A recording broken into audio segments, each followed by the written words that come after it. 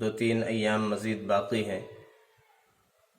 اس وقت ہمارے لیے سب سے زیادہ ضروری جو چیز ہے کہ اللہ کی طرف ہم متوجہ ہوں، عبادات میں زیادہ سے زیادہ اپنے وقت کو استعمال کریں، توبہ اور استغفار میں، تلاوت قرآن میں زیادہ سے زیادہ اپنے وقت کو استعمال کریں۔ عید کی تیاری میں، شاپنگ میں ہم اپنے وقت کو ہرگز ضائع نہ کریں۔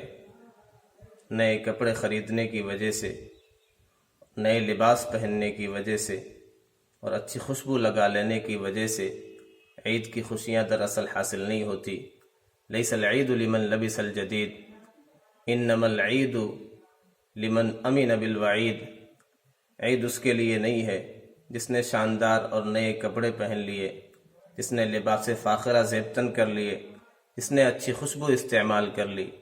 عید تو در حقیقت اس کے لیے ہے جو وعید سے مامون ہو گیا، جو آقا صلی اللہ علیہ وسلم کی حدیث میں وعید ہے کہ جو رمضان المبارک کا بابرکت اور مقدس مہینہ پائے، عبادتیں کر کے، تلاوت کر کے، توبہ استغفار کر کے اپنی مغفرت نہ کرا لے تو اس کے لیے ہلاکت ہے۔ تو جو اس وعید سے مامون ہو جائے اور مغفرت کا پروانہ جسے مل جائے، در حقیقت اس کے لیے عید ہے۔ تو اس کی فکر ہمیں کرنا چاہیے، بجائے اس کے کہ ہم عید کی تیاری میں، نئے لباس خریدنے میں، شاپنگ کرنے میں اپنے وقت کو ضائع کریں۔ ہم بچے ہوئے ایام کی قدر کریں اور اپنے رب کو منانے کی کوشش کریں۔ دوسری اہم بات صدقہ فطر کی ادائیگی ہے۔ آقا صلی اللہ علیہ وسلم نے حدیث میں ارشاد فرمایا کہ اس کے وجوب کا 2 مقصد ہے۔ طہرۃ للصائم، روزے دار کتنا بھی اہتمام کر لے لیکن کما حقہ روزے کی ادائیگی، اس کے حقوق کی رعایت نہیں ہو پاتی جس طرح ہمیں روزہ رکھنا چاہیے، جس طرح اس ماہ مقدس میں عبادتیں کرنا چاہیے۔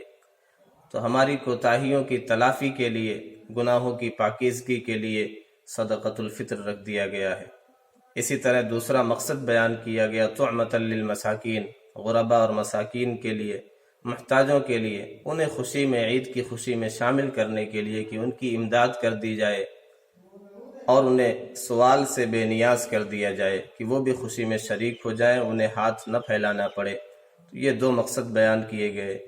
اس لیے زیادہ بہتر یہ ہے، زیادہ ثواب کی بات یہ ہے کہ عید کی نماز سے پہلے صدقۃ الفطر ادا کر دیا جائے۔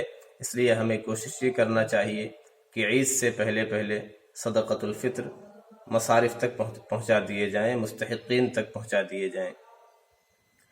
صدقہ فطر اس سال اس کی جو قیمت ہے گیہوں کے اعتبار سے 40 روپے گیہوں، نصف سا، اور کھجور اور کشمش 1 سا۔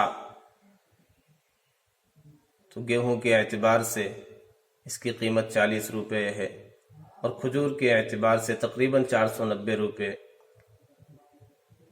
صحابہ کرام رضوان اللہ علیہم اجمعین، بالخصوص ابن عباس رضی اللہ عنہما کا قول ہے، جب انہوں نے بصرہ میں گیہوں کے بازاری بھاؤ کو سستا ہوتے دیکھا تو انہوں نے کہا کہ اللہ تعالیٰ نے جسے وسعت دی ہے، جو صاحب حیثیت لوگ ہیں، جو مالدار لوگ ہیں، اہل ثروت لوگ ہیں، انہیں چاہیے کہ گیہوں میں بھی صدقہ فطر نصف سا کے بجائے 1 سا دیا کریں۔ تو بڑھا چڑھا کر کے ہمیں صدقہ فطر ادا کرنا چاہیے۔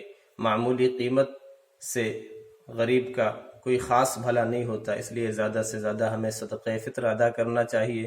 کھجور کے اعتبار سے ادا کریں، کشمش کے اعتبار سے ادا کریں، جس کی جیسی حیثیت ہے اپنی